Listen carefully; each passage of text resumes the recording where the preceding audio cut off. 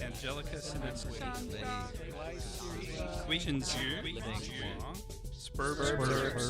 Welcome. This is the 24th episode of Sperb Herbs, and today we're going to be looking at a very interesting herb called Chuan Bei Mu, or Chuan Bei Mu, Fritillaria bulbus, also known as Sichuan, or commonly known as Sichuan Fritillaria Bulb. And as always, I am your presenter, Dr. Greg Sperber. So why don't we just get into things and see where it goes? We have some exciting stuff. So today we are going to be talking about an important herb in Chinese medicine. It's not necessarily one of the most commonly used herbs in the pharmacopoeia, but it is important. Chuan Bei Mu is a very useful herb for treating phlegm and heat in the lungs. But before we get to that, let's talk some more about how herbs are named, as well as discuss an herbal legend about today's herb. So let's get going.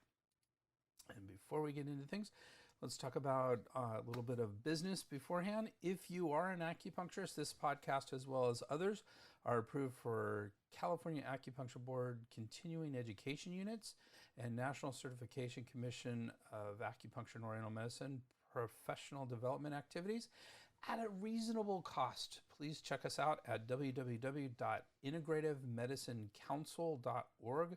That's Integrative Medicine Council, COUNCIL.org. I have also written a couple of books.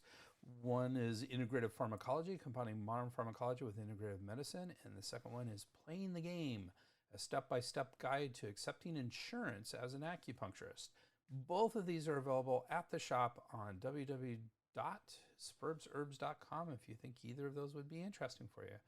So without further ado, let's get into today's podcast.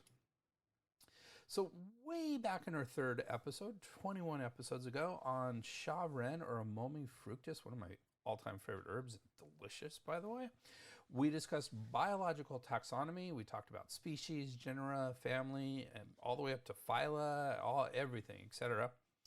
And we talked about binomial nomenclature. So in this nomenclature, the genus is capitalized, followed by the lowercase species name, and both are written in italics. So that's when you see Amomi fructus, as we have here on this page, if you're seeing it, or in any of the herbs that we've discussed. We talk about it in these terms. This can be followed by more specific names about the part of the plant, and is used a lot in herbology. So for example, fructus or semen, which means fruit or seed, or specific subspecies or a cultivar. So for example, the Latin name of our herb today is Fritillaria bulbus, which would be the part of that herb. The problem is, more and more often as I discuss herbs, there's more info in this nomenclature, which is usually a name and sometimes an initial, which is usually not italicized and is in all capitals. For example, technically today's herb is Fritillaria cerosa, italicized, and then followed by non-italicized in capitals, D period Don. And I had no freaking clue what this means. Okay, I have some ideas, but let's find out what this is all about. Let's discuss that today, because I've seen it a lot. I want to know what I'm looking at. So let's do that. So generally, a third name after a binomial meaning two names, so a third name after two names, will refer to a subspecies and should have the shortened version of sub-SP period, so SUB-SP period, meaning subspecies.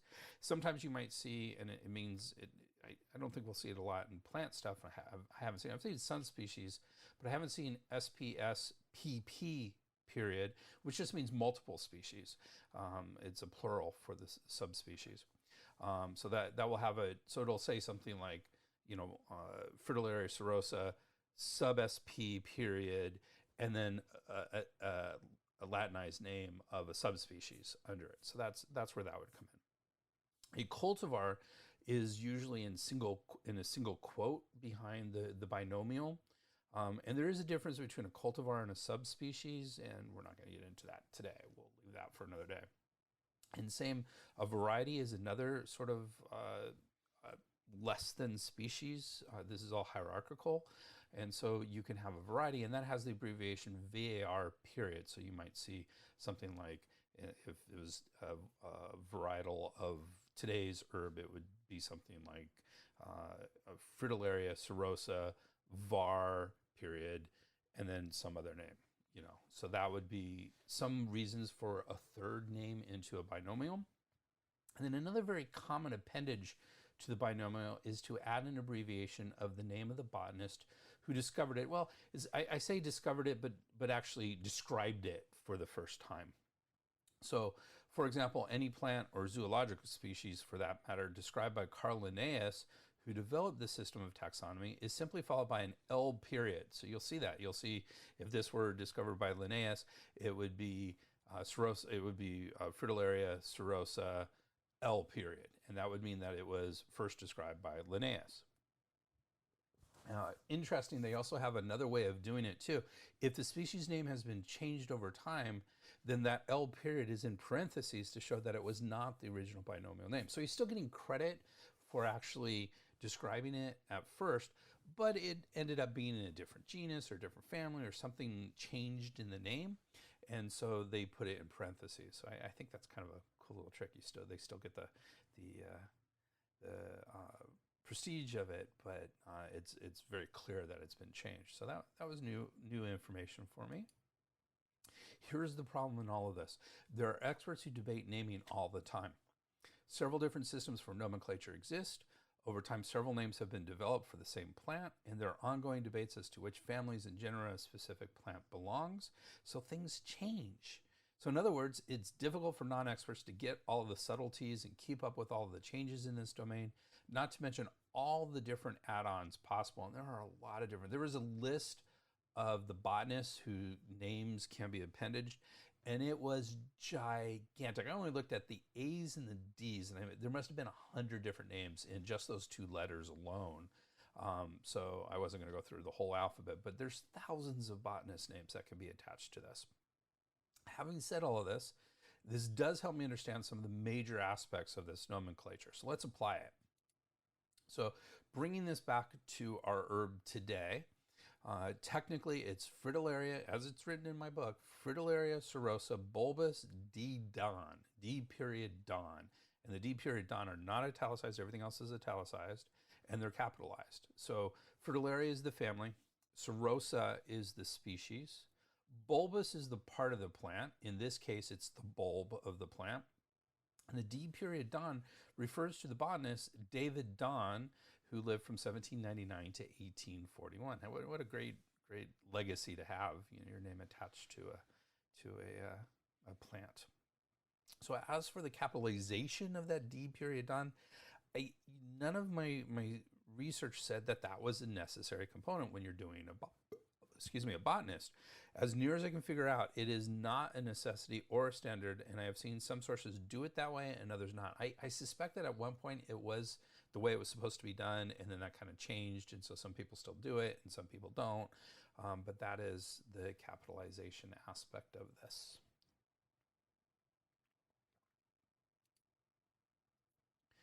And that's it for a little something different today, just a little bit add on to the taxonomy that we did in episode 3. And the reason why it's a little short is because we have a good herbal legend for Chuan Bei Mu. Actually, I'm going to say it's an interesting, it's a fun herbal legend. I don't know if it really explains a ton about the herb, but let's get into it. This is from a book called Chinese Herbal Legends by Zhu, written in 2006. So let's get into it. So once upon a time, there was a pregnant woman who had pulmonary tuberculosis. Because the woman was very weak, as soon as the baby was born, she fainted and the baby died. Exactly the same thing happened again 1 year later. Her husband and her parents-in-law were very upset. One day, a fortune teller was passing by their house gate, and the mother-in-law asked him to predict her daughter-in-law's future. He asked for her history, and the old lady told him that her daughter-in-law had given birth to 3 babies, but they had all died shortly afterwards. Therefore, she was eager to know whether her daughter-in-law would successfully give birth to a fine baby or not. The fortune teller asked about the daughter's birthday and constellation. He said she was born at 7 p.m. in the year of Tiger. The tiger at 7 p.m. is usually very ferocious. The first baby was born in the year of Sheep. the second in the year of dog, and the third in the year of pig. Sheep, dog, and pig are the tiger's favorite foods. Therefore, all these babies were eaten by their mother. The old lady could not believe this and said, just because the tiger is a brutal animal doesn't mean the tiger will eat its own baby. Surely my daughter-in-law would absolutely not eat her own baby. The fortune teller answered, it is so destined. She has no choice. The lady then asked, isn't there any way to save the next born baby? The teller reckoned, counting on his fingers. There's one way to save the next baby, but it is rather complicated. We have only one child, my son, so we really hope to have a grandchild to continue our family line. We're willing to pay any cost for a baby. The next time she has a baby, someone should hold it in his arms and run towards the east at top speed, but the mother should not be told about this. About 100 miles from here, there is an island. Once the baby arrives on the island, he will be safe because the tiger is scared of water, so she can't reach the island. The mother told her husband and her son about the fortune teller's idea. They all believed it would work. 1 year later, the daughter-in-law gave birth to another baby. As soon as the baby was born, the young woman again blacked out. The husband held the baby in his arm and ran towards the east, but only 10 miles away, the baby died. The whole family was deeply grieved and scarcely knew what to do. The next day, the fortune teller came again. The mother told him about the death of the baby. The fortune teller said, you carried the baby too slowly. I meant that you should run faster than the tiger. Only if the tiger cannot catch the baby will he be safe. Another year passed, and they expected another baby. The husband bought a strong stallion and was ready to take the new baby away as fast as possible. After the baby was born, the husband wrapped it in a red sheet, mounted on the horse, and raced off like a shooting star towards the east. After 100 miles, they arrived at the shore of the East Sea and rowed in a fast boat to an island. 5 days later, the husband returned from the island and said, the baby died 3 days after we landed on that island. Everyone was sorrowed when they heard. The old couple so longed for a grandchild, they wanted their son to divorce his wife and marry a woman who could give them a healthy baby. When she heard this, the daughter-in-law cried bitterly. While she was crying, a doctor came to their house and asked her, why are you crying? What is your trouble? The daughter-in-law told the doctor everything. The doctor looked at her face for a while and said, you have a disease. I can cure it so that you can give birth to a healthy baby. The doctor assured them, the fortune teller was totally wrong. You people should not believe him. Your daughter is not a tiger, but she has an illness in her lung, plus a weak body. She was exhausted by labor, so the baby couldn't live long. Also, she has insufficient blood in her liver. That's why she always faints after giving birth. I want her to take a certain medicinal herb for 3 months. If she does, she can successfully give birth to a healthy baby. The family decided to try the doctor's advice. From then on, the husband went to the mountain every day to get this special herb. After using the herb for 3 months, the daughter was pregnant again. 10 months later, she gave birth to a big baby. So I just want to interject a little bit. This 10 months later, she gave birth to a big baby. That sounds like a long time because we think in 9 months. But actually in China, birth is 10-month long process. Like you're starting to like spiritually gestate a baby about a month before physically, sort of is the way we would kind of say it, or it could be a rounding off sort of thing. 10 months is the standard rate of birth. We say 9 months in China, they say 10 months, or at least traditionally they say 10 months. So back to the story. Happily, the daughter-in-law did not faint after the birth, and the baby was healthy. When the baby was 100 days old, they bought many gifts for the doctor. The doctor was happy too. He asked, did that herb really work for you? Yes, it worked. By the way, what's its name? It's a wild plant. Probably it has no name. Then we should give it a name. My baby's name is Bao Bei, or treasure baby. So let's call it Bei Mu. In Chinese, Bei means the baby and Bu means the mother. Since then, the name Bei Mu has been passed down from one generation to another. And that is the herbal legend of this particular herb.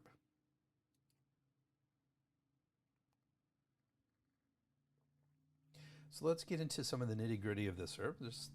I always enjoy those herbal legends. I learn a little bit about the herb in a slightly different way, so it's always fun to have those in these. So Chuan Bei Mu is from the family Liliaceae. We're going to talk about that in just a minute. And the species, as we mentioned already, is Fritillaria serosa D. Don. And there are other species actually used for this particular herb, the Chuan Bei Mu. And these other species include Fritillaria unibracteata, Xiao and Casey Xia. So those are going to be the botanists, now I know.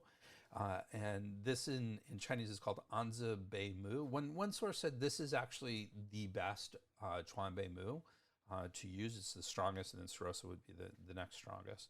And by the way, Fritillaria serosa is an incredibly expensive herb right now. And one source said that we're starting to get to the point where it might start to be endangered. It is not at this point, but I can tell you, from where I'm at, it used to be maybe 10 years ago, the herb used to be, a $10 bottle of granules, and now I don't see it for less than $60 or $70 a bottle of granules. So definitely much more expensive than it used to be and harder to get. So another species besides Fritillaria unibracteata, Fritillaria przewalski. It's a strange Przewalskii. I assume when you see a name like that, that's clearly not a Latin name. That's probably named after someone who discovered it or first brought it to the attention of someone who wrote it up. And so, and then there are specific, again, I learned that in studying the taxonomy thing today, there are specific protocols on how you will change, Latinized a botanist or somebody's last name and make it into a species name. So Fritillaria przewalski, Maxim. So again, Maxim is going to be the botanist here. And this in Chinese is called Gansu Bei Mu. And then another species is Fritillaria Delaveyi Franche. Franche is going to be the botanist. And this is known as Shuo Sha Bei Mu. The medicinal herb, as we mentioned, medicinal part, as we mentioned, is the bulb.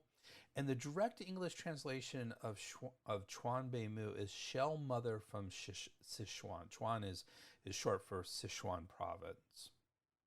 Other names for this herb include Sichuan Fritillaria bulb, tendrilled Fritillaria bulb, Fritillaria, just Fritillaria. In Japanese, it's Sen Bei Mo. In Korean, it's Chuan Bei Mu. It sounds like Chinese to me, Gong Sao, translated as hollow weed. And also I saw blue shell and Ben Lassen, which maybe it was kind of referring, I think, to Tibetan. So I'm not sure if that was a Tibetan word or not. So, and as you know, I usually have several sources that I look up information for these herbs. And so dosing was fairly consistent between them. One source, Bensky and his team, says the dosage is 3 to 9 grams. Chen says 3 to 10 grams in a decoction and 1 to 1.5 grams in powder. And Brandon Wiseman say 3 to 6 grams in decoction, so a little bit smaller dose, and 1 to 2 grams as powder, so very similar. All of these are very similar in dosing. A little bit of changes. So let's do a little sidestep and go into the family a little bit. So this is Liliaceae family, and this is the lily family. So we have all heard of lilies. It contains about 15 genera and 610 species of flowering plants. These include lilies and tulips. Common characteristics include large flowers with parts arranged in threes. If you've ever seen the French fleur de lis design, it's based on the lilies. And so they're arranged in threes with 6 colored or patterned petaloid tepals. So a tepal is one of the outer points of a flower. Collectively, they're known as the perianth. The term is used when these parts cannot easily be classified as either a sepal or a petal. A sepal is a part of the flower of angiosperms, which is a type of flower. Flowering plants is basically what an angiosperm is. They're usually green. Sepals typically function as protection for the flower in bud and often as support of the petals. So there you go with that. Let's see, undifferentiated. So tepals are undifferentiated petals and sepals arranged in two whorls. So a whorl is a cluster of cells or tissue that surrounds another and wraps around it in an expanding circular pattern. So that's a whorl, W-H-O-R-L, whorl. And it has 6 stamens and a superior ovary. So remember, the stamens and the ovary are the sexual organs of the plant. So that is those are characteristics of this family. Most species are grown from bulbs. You've heard tulip bulbs before, lily bulbs, although some have rhizomes. So they do have, rhizomes are lateral rootlets, basically. Many Liliaceae are important ornamental plants. In fact, the Fritillarias are often ornamental as well. And we know lilies are very ornamental. We know tulips are very ornamental. At some point, I'm sure we're going to see this family again, and maybe I'll get into the history of tulips. It's fascinating history economically. It actually is foundational economic theory to look at tulips. And so we will, at some point, maybe we'll do a little something different talking about tulips. So, all right. So the category for this herb, again, each source kind of describes the category slightly differently, but they're all very similar. So Bensky and his team says it is an herb that cools and transforms phlegm. Chen and Chen say it is a phlegm-resolving herb, and Brandon Wiseman say it's a phlegm-transforming medicinal. So this term phlegm-resolving or phlegm-transforming, just different interpretations of the same word, and so very similar. And again, Bensky says it transforms phlegm as well. It just adds it cools and transforms. So it's a little bit more specific. Bensky and his team say it's bitter, sweet, and slightly cold and enters the heart and lung. And both Chen and Chen and Brandon Wiseman agree. However, Chen and Chen says it's cool rather than slightly cold. So it's a slight difference between the two. Does it mean anything in the real world? Probably not. Bensky and his team and Chen both agree the original source for this herb is the Shenang Ben Sao Jing, or the Divine Husbandman's classic of the Materia Medica in the 2nd century CE. We've talked about this book a lot because it is the first existing book on individual herbs. It's foundational for individual herbs. So we see a lot of herbs come up in that, especially more important in herbs that have been around for longer are going to show up in this book first. So the good quality of Chuan Bei Mu, according to Bensky, it consists of solid, unfragmented, powdery white bulbs. And Zhao and Chen, which is a book on specifically on the quality of herbs, it has basically 1 page per herb, and really describes how to tell. It's called leptoanalysis. Is how do you see and feel and smell an herb and know that it's good quality. And so they say superior grade is small, whole, white, firm, and powdery. And they describe 3 what they call technical terms in visual inspection of this herb. So one of these terms is called embracing the moon, and it describes the 2 outer leaves, one much larger, and embraces the smaller one, leaving a section with the shape of a crescent moon. I love these descriptions, but what they're saying when they're describing this is if that's there, it's good quality. If it's not there, it's not good quality. So the second of these 3 technical terms is coat of threads in solid basal plate with black spots. And this refers to the slight indentation at the base of the bulb, and that black spots can be seen in this space as well as the scars of the rootlets from the bulb. And finally, the third technical term is guanyin sitting in a lotus position. So Guanyin is the goddess of mercy and considered to be the physical embodiment of compassion. So this is, sort of like a Chinese god or a Chinese mythical, mythical person.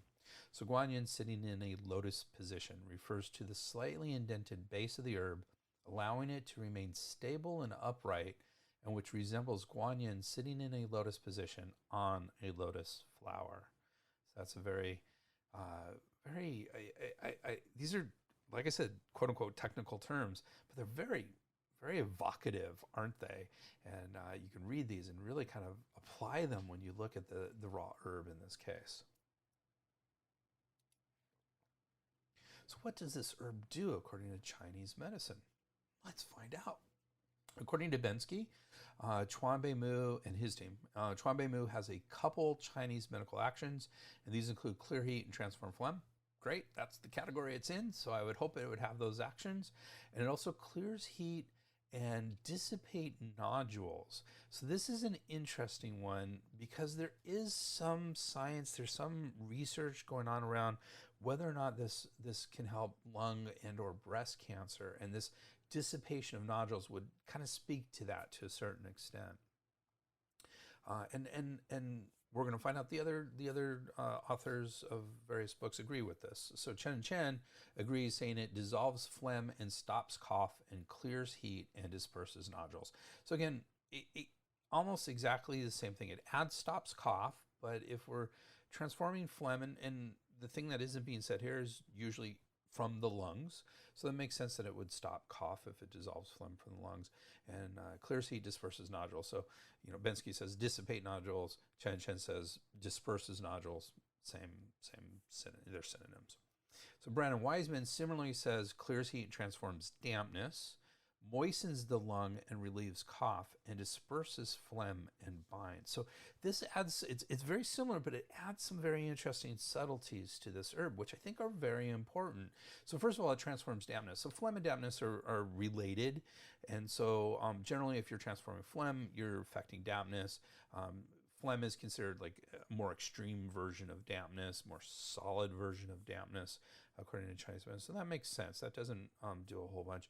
The moistens lungs and relieves cough is an interest. So we have relieves cough with Chen as well. So that's good. But the moistening of the lungs. So usually when we think of transforming phlegm and transforming dampness, in the case of Brandon Wiseman, we think of drying something out.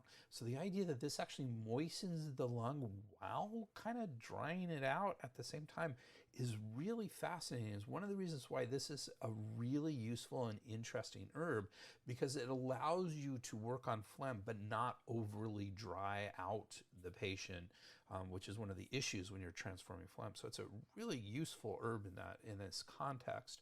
And it also says it binds, which is interesting. And so I think in this case, what they're talking about is it binds the lung qi, so you don't dissipate the lung qi, which again is going to be a very beneficial quality, because again, if you're resolving, dispersing, and transforming phlegm, you're often also dispersing lung qi at the same time. So this binding function, I think, is really useful.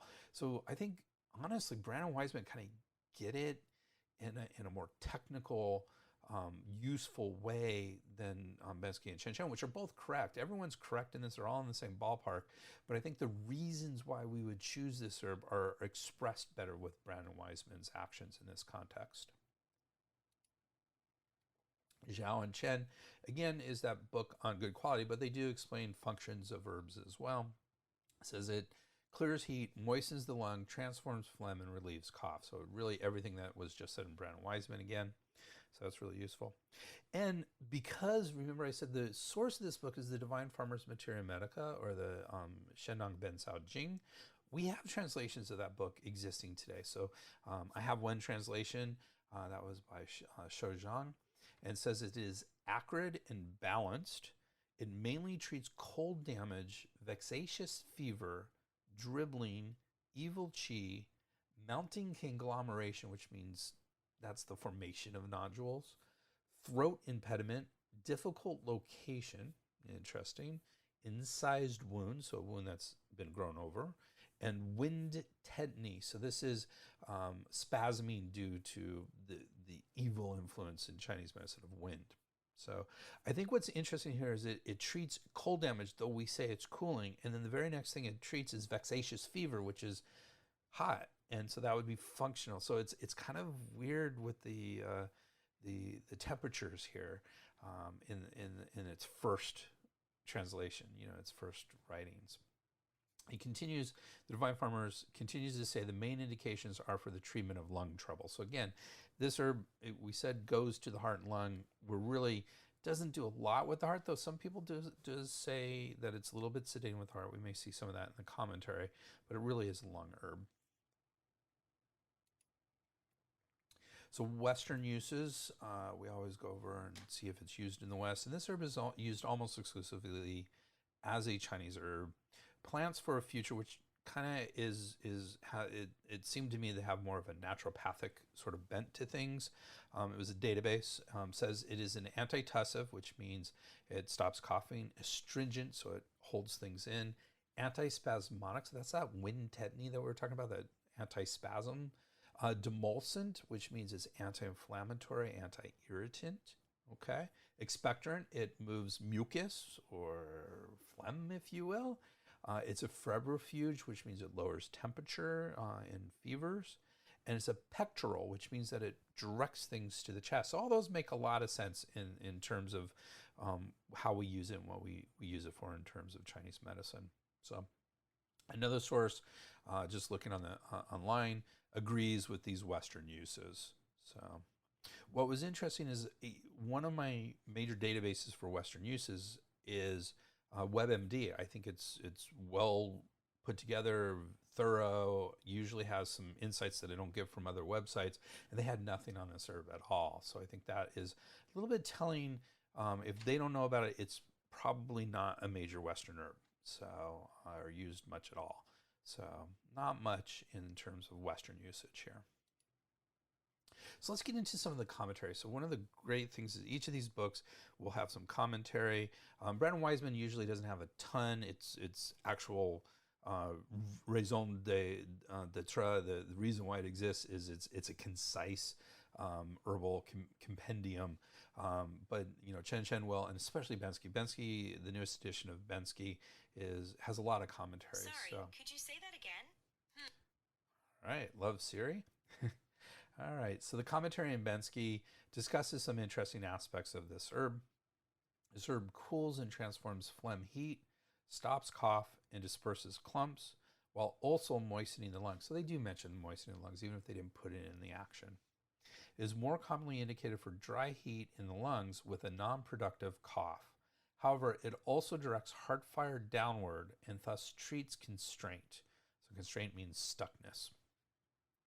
Because of the relative expense of this herb, it is often administered as a powder to be taken together with the strained decoction of other herbs that alleviate cough. Traditionally, more prescriptions call for its use in powder or pill form than as a decoction. And the reason for that is in a decoction, you're boiling it up. That's what a decoction is water boiling of the herbs. And then you're discarding, you're squeezing out whatever you can, and then you're discarding the herb. For very expensive herbs, this is one of them. Another one is treated like this a lot is ginseng. You don't decoct it because it's sort of a waste of the herb. You just powder it up and use it whole. And so, or in the case of ginseng, sometimes you'll put it in a tea, and then when you're done drinking the tea, you'll eat the leftover ginseng in the tea. It's got that, ginseng is great. I've done that many, many times, and it has that sort of very pleasant herbal taste, which, a lot of herbs aren't that pleasant. So preparations of this herb include, although there are recorded instances of preparing this herb with Zingiberis rhizomatis succus, which is jiangzhi, or dry frying it with bran, fu chow. For example, in the Gram Materia Medica, at the present time, it is generally prescribed in its unprepared form for decoction. As a pill, it is usually combined with honey. So honey pills are very commonly used in Chinese medicine. So this makes sense. So again, there are different preparations, but we don't use them. It's too expensive of an herb, and it works very well on its own. It doesn't need a lot of preparation, or what we call pao zhi in Chinese thinking. So So let's compare this herb with some other herbs. The herb is often compared with Chuan Bei Mu as opposed to Chuan Bei Mu. This is Z-H-E, Bei Mu, which is Fritillaria bulbus. So it's still bulbous. Instead of serosa, the species serosa, it's the species Thunbergi. So very, very common. They're often used interchangeably, though there's differences in how they're used. And in fact, the term Bei Mu, just generally Bei Mu, was used without differentiating between these two herbs until the 17th century. So only in the last few hundred years do we actually start to differentiate between Chuan Bei Mu and Chuan Bei Mu. So very similar in how they work. So both herbs cool and transform. This is again from Bensky and his team. Both herbs cool and transform phlegm heat, alleviate cough, and disperse nodes, but each has its special abilities. Chuan Bei Mu is bitter, but also sweet, which moistens the lungs. It is thus better for dry cough and for chronic cough due to weak lungs. However, it is not as effective as Chuan Bei Mu in cooling heat and dispersing clumps. The later herb is bitter, cold, descending, and acrid, spicy, which makes for a stronger dispersing action. It is thus used more frequently for externally contracted cough, where the phlegm is thick, yellow, and difficult to expectorate. It is also usually preferred for swellings, nodes, lumps, and abscesses. Omissions from the Grammateria Medica notes, this is a book, a textbook. Chuan Bei Mu is preferred whenever toxicity is involved due to its bitterness and thus its greater ability to resolve toxicity. So there are differences between these two, but for most of history, they've been used interchangeably. Also, according to a translation of Treasury of Words on the Materia Medica in Bensky et al.'s book, it can also be used as a substitute for Pinellia rhizoma preparatum or Ban Sha in two cured decoction or Chen Tong. So two cured decoction is a very important foundational formula to tonify the lungs, eliminate phlegm, harmonize the middle, and direct fire downward. So very interesting substitution. However, Wang Ji, who's a famous doctor as well, warns that substituting Chuan Bei Mu for Ban Sha cannot be done indiscriminately. In his thoroughly revised Materia Medica, as translated by Bensky and his team again, it states, they say Ban Sha is acrid and toxic, and one should substitute Chuan Bei Mu. Do they not know that Chuan Bei Mu is cold, moist, and mainly for lung patients with dry phlegm, whereas Ban Sha is warm, drying, and mainly used for spleen patients with damp phlegm? How could they be used interchangeably? So there you go, a little bit of pros and cons there. Finally, Chen and Chen compares this herb with Mymendong or Ophiopogonus radix, saying they both moisten the lung and arrest cough. Chuan Bei Mu is best for dispersing stagnation in the lung that manifests in cough with sputum. Manifests as a cough with sputum. Mymendong more strongly nourishes lung yin and clears heat. So if you're really dry, you're going to want to go with the Mymendong. If you're more stagnant and have that cough and sputum, you're going to want to go with Chuan Bei Mu. Okay. Let's talk about using this in different combinations. So with other herbs. So with Anamorena rhizoma or Mu, again, a very important herb in Chinese medicine. And this again is from Bensky and his team. The action of Mu is not limited to the lungs, but cools and tonifies the yin of the kidneys and stomach as well. Because this pair of herbs emphasizes cooling and moistening over the transformation of phlegm, it is best suited for the heat from deficiency associated with lung consumption disorder leading to cough with scanty sputum. So lung consumption disorder is tuberculosis. It's a translation into that, and consumption in the West actually means tuberculosis as well. It is not so cloying that it generates additional phlegm, nor is it so bitter and cold that it will further injure the yin. This combination addresses 4 different aspects of the condition simultaneously: deficiency, heat, phlegm, and dryness. Sounds like a really powerful combination to me. Another herb that's often paired with this is Armanaceae semen or Xingren. And so that is a good combination. The bitterness of Xingren directs rebellious qi downward, while its gentle warmth disperses constraint and stagnation. Its focus is thus on restoring the descent of lung qi, which will thereby alleviate the wheezing and cough. When used together, Xingren acts primarily on the qi, Chuan Bei Mu on the phlegm. The joining of warmth and coolness results in a harmonious quality that is further benefited by the moistening qualities of each of the constituent herbs. This pair is frequently prescribed for a variety of respiratory conditions: wheezing and cough from externally contracted lung disorders, long-term non-productive cough from lung deficiency disorders, and coughing of thick yellow sputum due to phlegm fire constraint. So that's another really great combination with this herb. So what's in Chuan Bei Mu? So this herb contains many alkaloids such as chinpeamine, sompeamine, piamine. I'm going to say chinpeamine and sompeamine. Fritamine, so that has that fritillaria in there. As soon as you see that sort of thing, like a combination of plant, I think it's an important aspect of it. Cypamine and p-imicine, which is potentially cytotoxic. Several of these I saw in a study are cytotoxic. Cytotoxicity is indicative that it might be helpful in cancer treatments. So cytotoxic means it damages cells. And usually when we use that word cytotoxic, we mean cancer cells rather than just willy-nilly any cell. So those were all from Bensky et al. Chen and Chen had several of those as well, and adds in Bei-lupiamine. So again, it has that word bay in it, so probably important. Minpeamine, verticine, which is also potentially cytotoxic.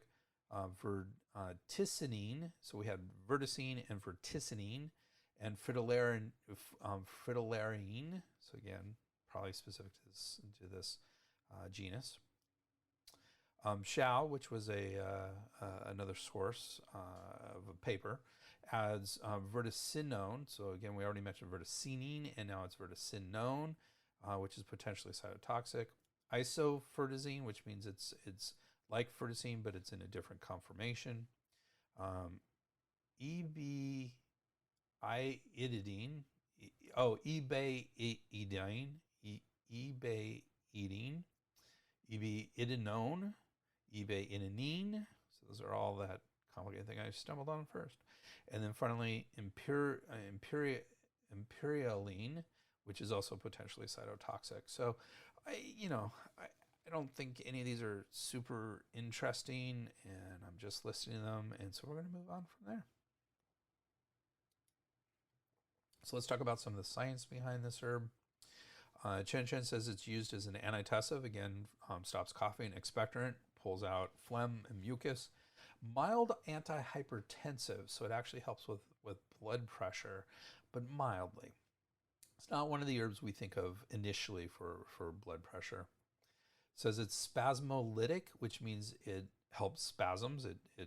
Lytic means it splits, so it splits spasms, and what we mean is that it reduces spasms. And muscle relaxant effects, which would be the same, basically a synonym of spasmolytic, or very similar to it.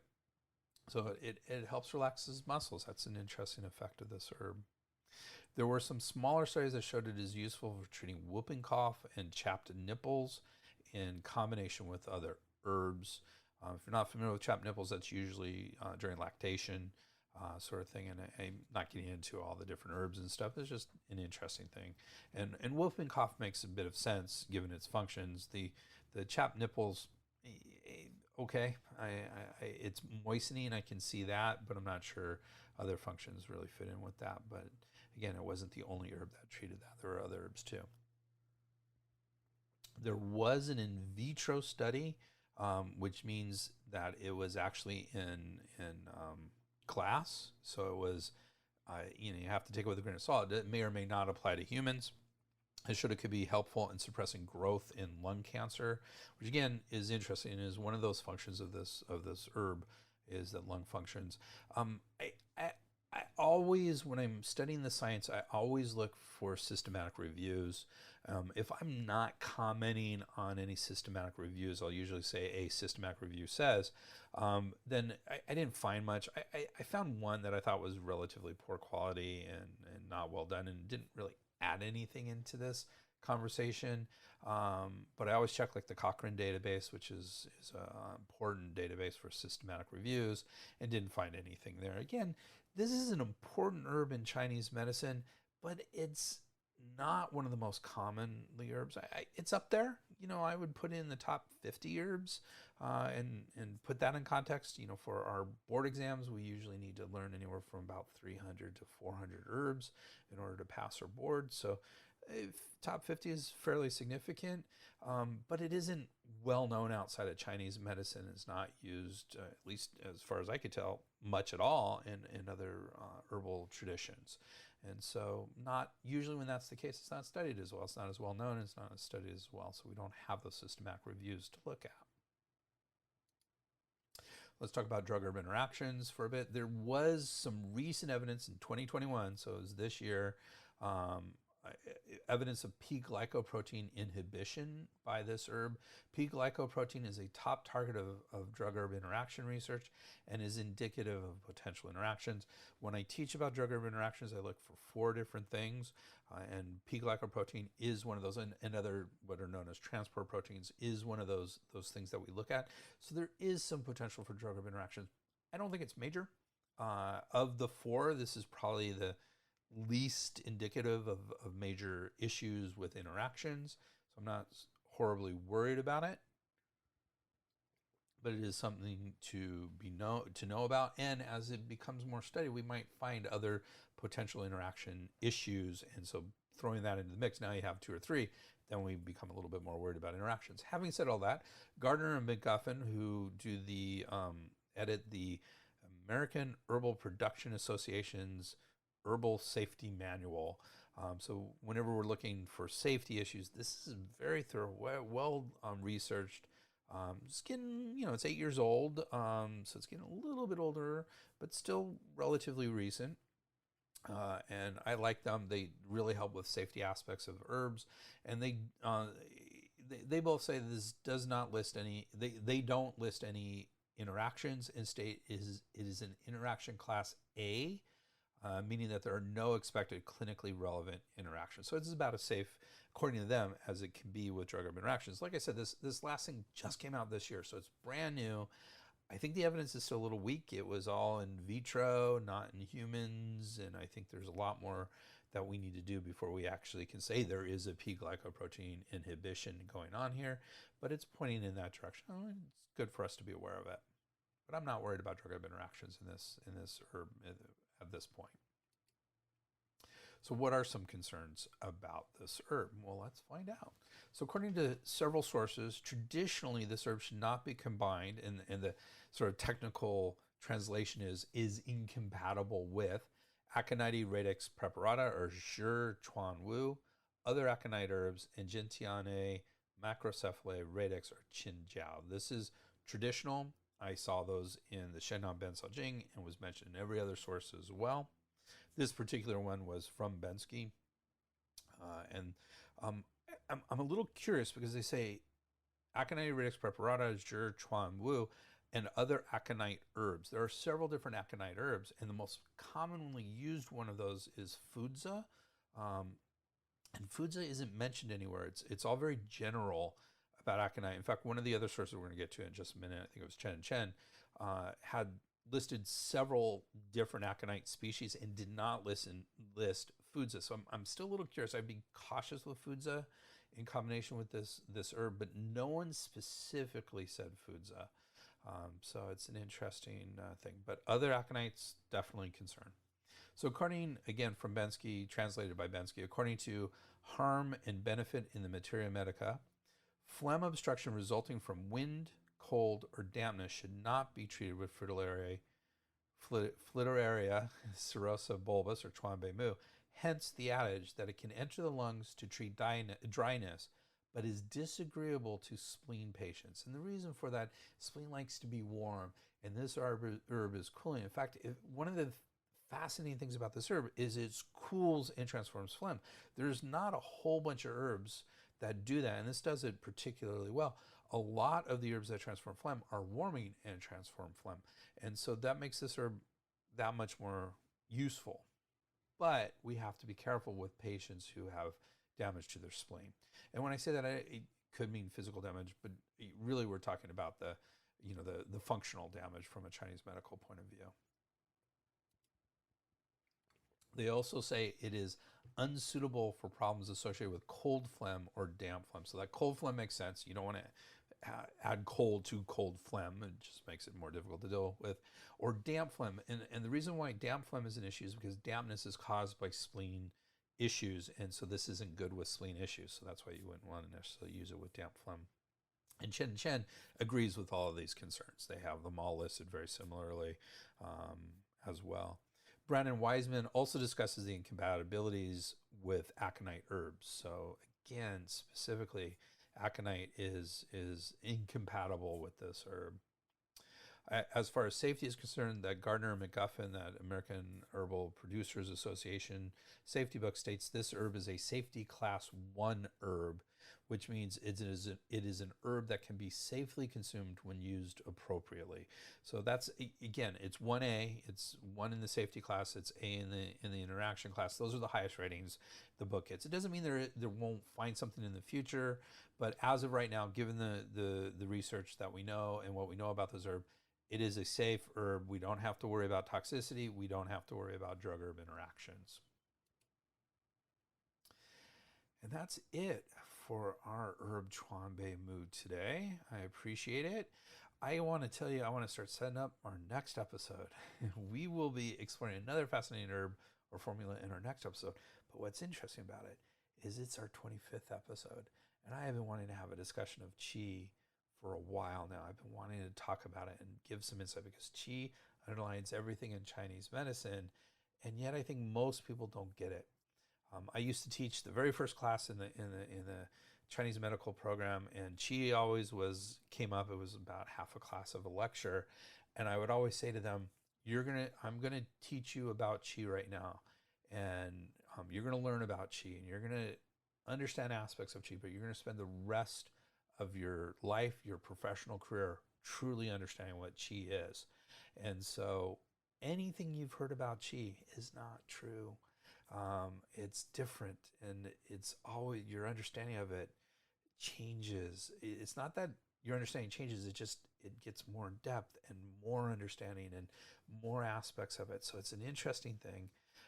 So I've been wanting to have this, and so the 25th episode seems like a great milestone to have this conversation, this discussion.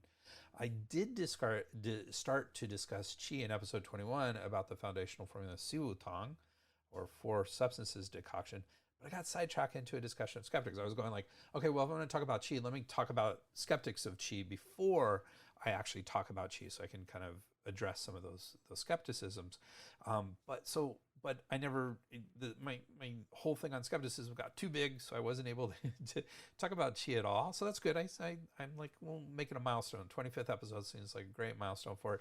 But the reason why I'm bringing up this episode 21, if you haven't heard it, you might want to go back, listen to it. It's a great episode to listen to before our next episode on qi, so you can kind of get the skeptics all in line as we get in this. And I will probably start the conversation on our next episode by saying something like, I'm going to talk about qi, but I'm still on the path, and my understanding of qi isn't complete and probably never will be, so take that with a grain of salt. We'll go from there. So that's all exciting on our next episode of Sperb Herbs. So far for today, I would really like to thank you for hanging in there. Really appreciate you hanging in on this herb. I like Chuan Bei Mu a lot. I probably don't use it as often as I would, more because of the cost than anything else. I've had it prescribed to me. I think it's a wonderful herb. I've used it. I think it's a fantastic herb. And hopefully now you know a lot more about it, and we'll be more open to using it as well with your Chinese formulations. If you do that, or if not, you at least understand this herb very well. So thank you again for hanging in there. Just a reminder, when you buy from Amazon, please use the banner ad on our homepage at spurbsherbs.com. And if you like this podcast, please do us a big favor. Give us a 5-star rating in your favorite podcast app. That is the best thank you can get for us. That allows us to grow and get more people listening to this and learning about how to learn about herbs and helping themselves and helping others. So if you could help us with that prospect, we would be very thankful. And the best way you can do that is a nice 5-star rating. So thank you. And as always, you can get in touch with me at Dr. Greg at sperbsherbs.com. So SPERBSHERBS.com, or our website, www.sperbsherbs.com. So I'm happy to answer any questions. I always usually say, if you email me and I don't get back to you right away, email me again. I get busy. I read it. I'm like, I tend to get back to you, and then I get busy and I forget about it. And then the second time you write me, I'm like, oh, I screwed up. It's my fault. I'm going to send you right back. I don't feel like you're pressuring or anything like that. So don't hesitate. You shouldn't have to write a second email. I just know how I am. So I'm letting you know. But really appreciate you guys listening. Thank you very much. As always, I have an extensive bibliography, and you can always find that at sperbsherbs.com as well if you want to learn more about where I learned about it. Plus, I'm also going to give a little bonus. If you go to the Sperb Herbs for this episode, there is a very interesting recipe for a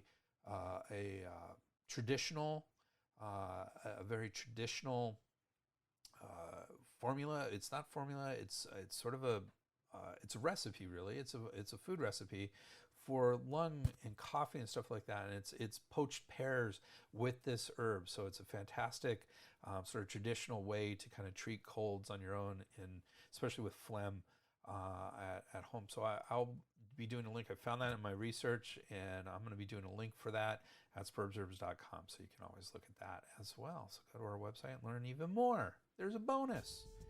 All right. Thank you, guys. Have a good one. Sperb Herbs. The proceeding was presented by Dr. Greg Sperber. We would like to thank Janelle for all her support and everybody else who contributed to this program. Janelle. Timothy Nick Dobbins, Rogers, Campbell,